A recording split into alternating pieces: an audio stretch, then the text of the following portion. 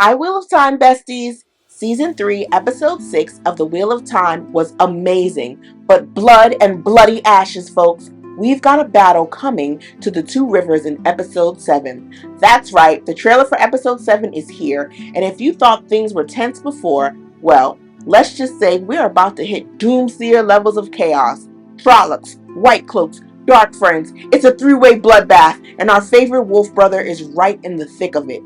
If you haven't seen the full trailer yet with audio in all its glory, there is a link at the end of this video and in the description box. Alright, so grab your longbow, sharpen your axe, and make ready those spears. Let's break this thing down like a fraction. We open with Perrin sitting on a hill, looking about 10 years older from pure stress.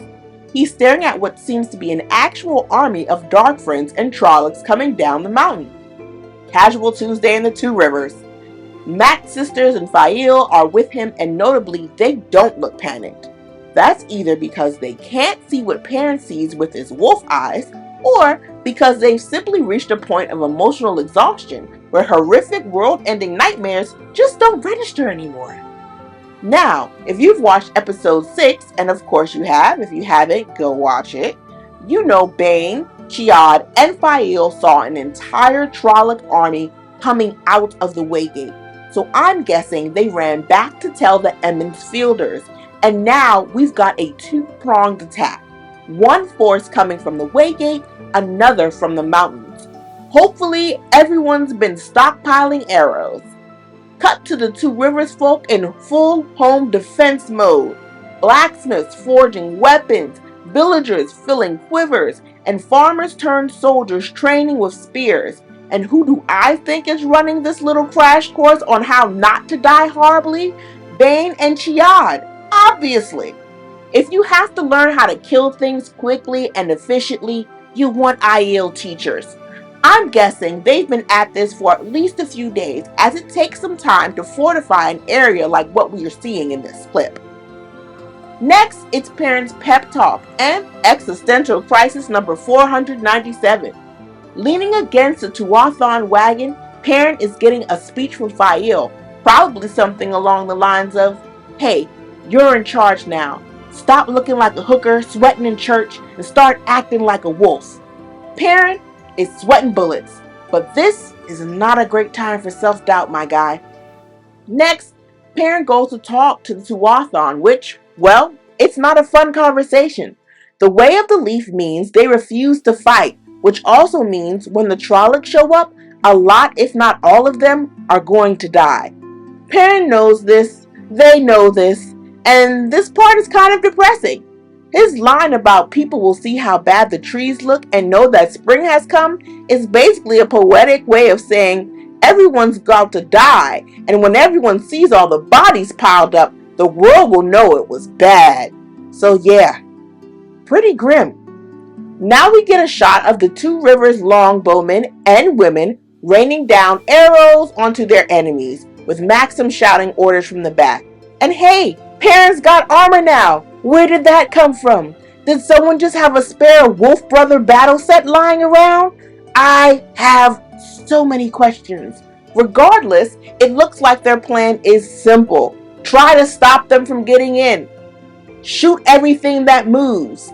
If it keeps moving, stab it. And finally, if it still keeps moving and gets in, panic appropriately.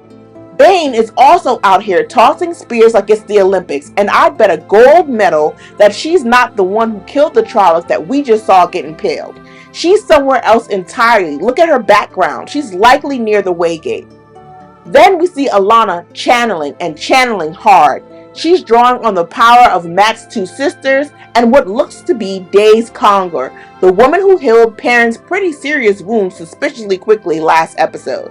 At first glance, I thought it was Egwene's mom, but she looks too stout. I'm betting a gold mark that that's Days, y'all.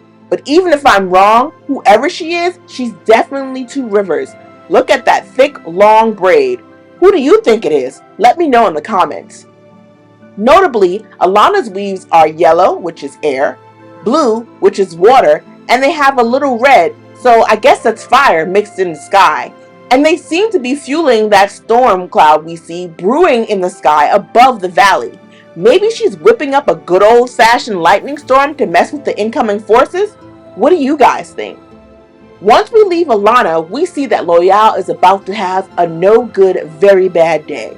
It's not nightfall, so he seems to be leaving before the Trollocs hit the village.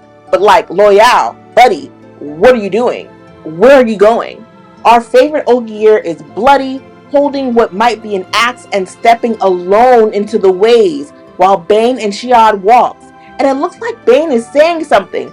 I wonder if she's finally cashing in on that kiss. Then we cut to Perrin Fane, who looks absolutely diabolical. Like, I'm about to unleash some real horror movie villain energy levels of evil. I don't know why, but he invokes Evil Rabbit to me. He just does. I think I might start calling him Bad Bunny. Anyway, we see actual White Cloaks trying to close the village gates to keep the Trollocs out, but I'm betting this does not work thanks to the Dark Friends already inside. And speaking of Dark Friends, Lord Luke, where you at, buddy? Conveniently, I haven't seen you in a while, and you gave me the major heebie-jeebies. Don't trust that guy. Okay, so now things get messy. We've got a Trolloc eating a White Cloak, yuck. White Cloaks fighting Dark Friends, villagers fighting White Cloaks fighting fake White Cloaks. What is even happening? And possibly Perrin Fane coming for Perrin. This entire sequence is giving me Battle of the Bastards or Hard Home. If you're a Game of Thrones fan, you know what I'm talking about, and I am here for it.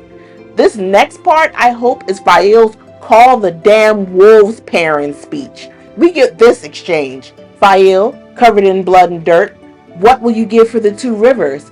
Perrin, looking tired.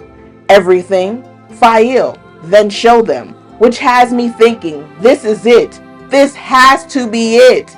This is where Perrin finally stops being stubborn and just calls the wolves for help.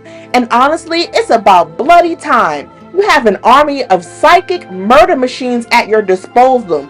Use them. Your friends and everyone you have ever known is literally dying right now. The trailer closes with absolute mayhem. A White Cloak slicing a Dark Friend. Egwene's mom shanking a Trolloc. Maxim shanking a Trolloc. Child Valda shanking a fake White Cloak.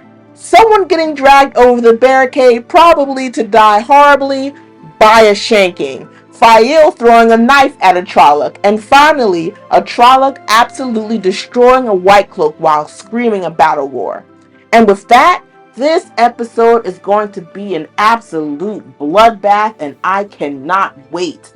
What do you think? Who's making it out alive? Let's discuss in the comments. Catch you guys next time. Hope you watch our next video.